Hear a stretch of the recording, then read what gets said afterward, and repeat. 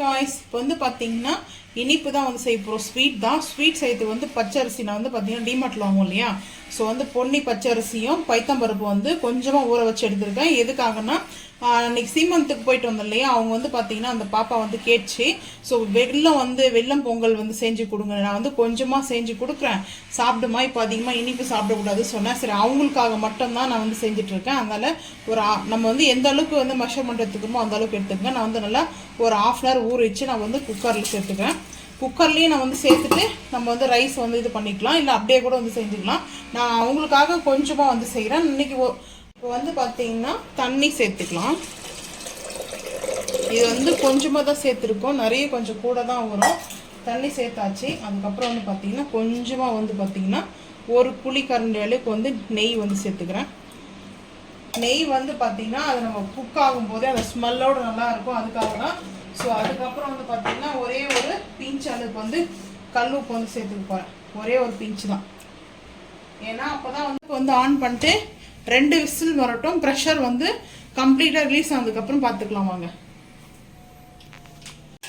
Rice வந்து பார்த்தீங்கன்னா cook ஆகிடுச்சு. நல்லா நெய் வந்து சேர்த்ததுனால சாஃப்டாக இருக்குது. லைட்டாக வந்து இதை மசிச்சுக்கணும். மசிச்சிட்டோம்னா நம்மளுக்கு சும்மா ஒரு கரண்டி வச்சு அப்படி நம்ம பொங்கலுக்கு இது பண்ணுவோம் இல்லையா, அந்த மாதிரி வந்து மசிச்சுக்கலாம். இப்போ சர்க்கரை வந்து பார்த்தீங்கன்னா நம்ம வந்து வெல்லம் வச்சு செய்கிறோம். இது வந்து சர்க்கரை வந்து செய்வாங்க, நம்ம வந்து வெல்லம் பொங்கல் தான் வந்து செய்கிறோம்.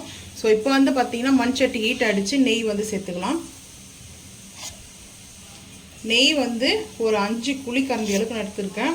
ஸோ குழிக்கரண்டினா அது இந்த குழிக்கரண்டி தாங்க, அங்கே பார்த்துங்க, இதுதான் குழிக்கரண்டி நான் எடுத்துக்கிறது. நல்ல ஸ்மெல் இருக்கணும். ஸோ அதே மாதிரி வந்து பார்த்தீங்கன்னா போதும், வேணும்னா சேர்த்துக்கலாம்.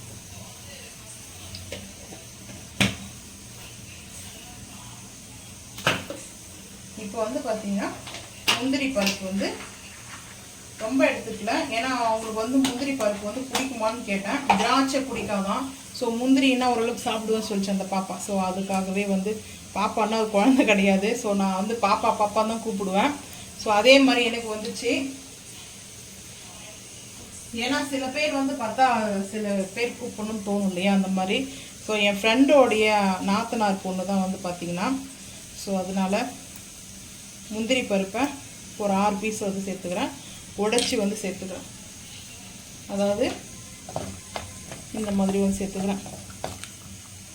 ஏலக்காய் வந்து சேர்த்துக்கலாம், ஏலக்காயோடைய ஸ்மெல்லு வேணும்னா.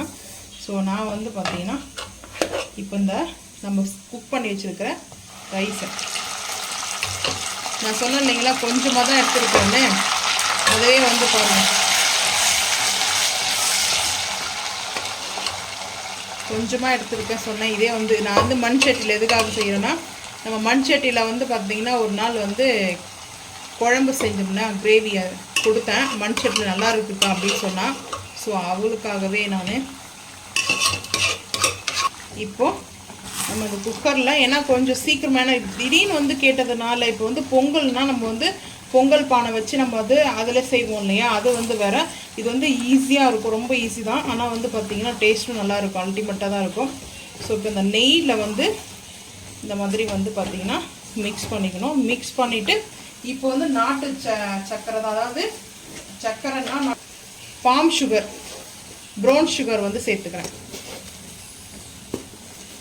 இது எந்த அளவுக்கு வேணுன்றத நான் கொஞ்சம், ஏன்னா இது வந்து இனிப்பு கம்மி தான். ஸோ அதனால் கன்சீவாக இருக்கிறபோது பார்த்திங்கன்னா இனிப்புலாம் சில பேர் வந்து ரொம்ப ஆசைப்படுவாங்க, சில பேர் வந்து பாயசம் செய்ய ஆசைப்படுவாங்க, பிரியாணிலாம். ஸோ அந்த மாதிரி வந்து பார்த்திங்கன்னா இவளுக்கு வந்து திடீர்னு வந்து சர்க்கரை பொங்கல் வேணும், அதாவது நாட்டு சர்க்கரை வச்சு தான் நான் செஞ்சு தரேன்னு சொன்னேன். வெல்லம் பொங்கல் வேணும் அப்படின்னு சொல்லிட்டு கேட்டால். ஸோ அதனால தான் இப்போ பாருங்கள் கொஞ்சம் தண்ணியாக அடித்து கொஞ்சம் வந்து இது வந்து மிக்ஸ் ஆகட்டும், பார்த்துக்கலாம். இப்போ வந்து பார்த்திங்கன்னா இந்த வெல்லம் பொங்கல் வந்து பாருங்கள் மண் சட்டியில். ஸோ இப்போது வந்து லைட்டாக வந்து ஒரே ஒரு ட்ராப்பு ஏலக்காவோடைய ஃப்யூர் இது வந்து எசன்ஸ் தாங்க சேர்த்துக்கிறேன். ஒரே ஒரு ட்ராப், ஒரு 2 ட்ராப்பாக வந்து சேர்த்துட்டேன். ஸோ ஃபைனலாக வந்து வெல்லம் சாதம் வந்து ரெடி ஆகிடுச்சு. வெல்லம் பொங்கல் இது வந்து நாட்டு சர்க்கரை வச்சு செஞ்சுக்கிறதுனால டேஸ்ட்டு சூப்பராக இருக்கும். ஸோ இப்போ வந்து அடுப்பு ஆஃப் பண்ணிவிட்டு இந்த சட்டிலே வந்து கொதிக்க ஆரம்பிக்குது. நான் ஆல்ரெடி நெய் வந்து 5 குழிக்கரண்டி, அதுக்கு முன்னாடி ஒரு 2 குழிக்கரண்டிக்கு வந்து ரைஸில் சேர்த்துருக்கோம். இப்போ சும்மா கொஞ்சமாக வந்து 1 குழிக்கரண்டிக்கு சேர்த்துக்கிறோம். ஏன்னா நெய் வந்து மெயினாக தேவை. நெய் இல்லைன்னா இந்த ரெசிபிலாம் வந்து சாப்பிட முடியாது இல்லையா? ஸோ அதனால் நெய் நல்லா மணக்க வந்து பார்த்திங்கன்னா நெய் நல்லா மணக்க வந்து இந்த மாதிரி நம்ம செஞ்சுட்டு பாருங்கள். இப்போ ஆற வச்சிடலாம். இது கொஞ்சம் நேரம் ஆறட்டும். ஆறினதுக்கப்புறம் அவங்களுக்கு வந்து எடுத்துகிட்டு போகணும். ஸோ கிளம்பணும், ஈவினிங்காக தான் கிளம்ப போகிறேன். ஸோ அதனால் செஞ்சுட்டோம்னா கொஞ்சம் ஆறட்டும் தான். ஏன்னா சூடாக வந்து எடுத்துகிட்டு போக முடியாது வந்து பார்த்திங்கன்னா. ஸோ அதனால் கொஞ்சம் நேரம் ஆறட்டும். ஆறினதுக்கப்புறம் நம்ம பார்க்கலாம் ஃபைனலாக. நான் கொஞ்சமாக வந்து டேஸ்ட்டு பார்க்க போகிறேன். ஏன்னா அவங்களுக்கு கொடுக்குறதுனால கொஞ்சம் எடுத்துகிட்டு போவேன். ஸோ எனக்காக கொஞ்சம் வந்து டேஸ்ட்டு பார்க்கலாம். ஒரு வாழை இலையில் வச்சு சாப்பிட்டு பார்ப்போம் எப்படி இருக்குன்னு சொல்லிட்டு. ஸோ இது ஆகட்டும்.